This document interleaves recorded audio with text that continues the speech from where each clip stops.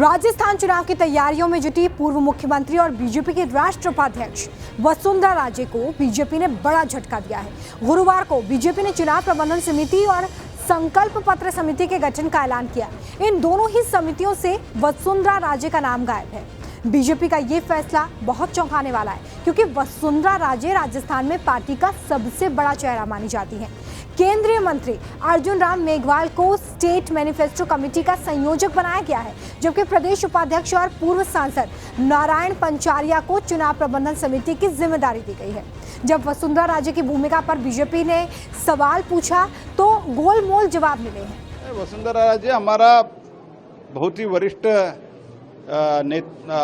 Leader है और मुझे विश्वास है, और हम तो ऑलरेडी उनको तो अभी अब कई प्रोग्राम में हम इन्वॉल्व किए हैं और आगे भी हम इन्वॉल्व करते रहेंगे। वसुंधरा के किसी समर्थक को भी इन कमेटियों में जगह नहीं मिल पाई है। इसके उलट घनश्याम तिवारी और डॉक्टर किरोड़ी लाल मीणा जैसे नेताओं को शामिल किया गया है, जो वसुंधरा राजे के घोर विरोधी माने जाते हैं। ये वही नेता है जो एक समय वसुंधरा राजे की वजह से बीजेपी छोड़कर चले गए थे। हालांकि अभी कैंपेन कमेटी की घोषणा बाकी है, लेकिन इन दो कमेटियों से वसुंधरा का पत्ता कटने के बाद राजस्थान के राजनीतिक गलियारों में सुगबुगाहट तेज है। सवाल उठने लगे हैं कि क्या राजस्थान की सियासत में वसुंधरा राजे के साथ खेल हो गया है? क्या बीजेपी ने मुख्यमंत्री पद की सबसे बड़ी दावेदार वसुंधरा को साइडलाइन कर दिया है? क्या वसुंधरा बीजेपी की जरूरत की लिस्ट से बाहर हो चुकी है? सवाल उठना लाजमी भी है, क्योंकि वसुंधरा राजे न सिर्फ 2 बार की मुख्यमंत्री हैं, बल्कि प्रदेश में पार्टी का सबसे बड़ा चेहरा भी है। अपने समर्थकों के जरिए वसुंधरा इस बार भी मुख्यमंत्री पद के चेहरे के लिए अपनी दावेदारी ठोक रही है। लेकिन इस बार शीर्ष नेतृत्व वसुंधरा या किसी और चेहरे के बजाय प्रधानमंत्री नरेंद्र मोदी के चेहरे पर चुनावी मैदान में उतरने का मन बना चुकी है। कई नेताओं ने इसके संकेत दिए कि पार्टी इस बार बिना किसी चेहरे के उतरेगी।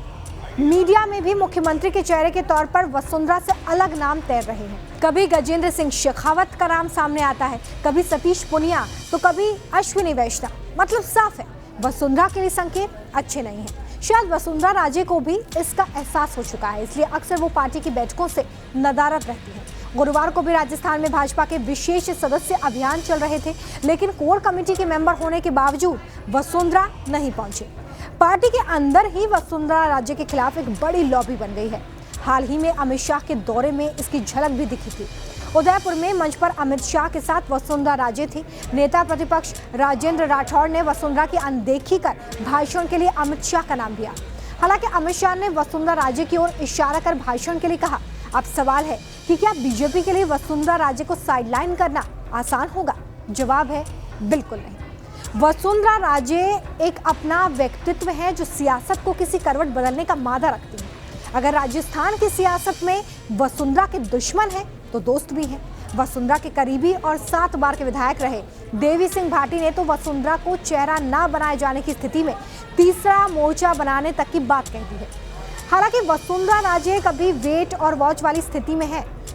इलेक्शन कमीशन कमेटी की घोषणा भी बाकी है।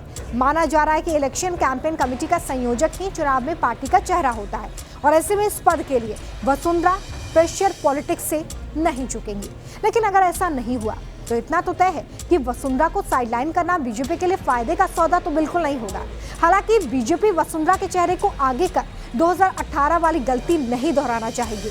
तब राजस्थान में एक नारा गूंज रहा था, मोदी तुझसे बैर नहीं, वसुंधरा तेरी खैर नहीं। फिर भी बीजेपी ने वसुंधरा को चेहरा बनाया और नतीजा ये हुआ कि सत्ता हाथ से चली गई। अब देखना होगा कि बीजेपी महारानी को कैसे साधती है।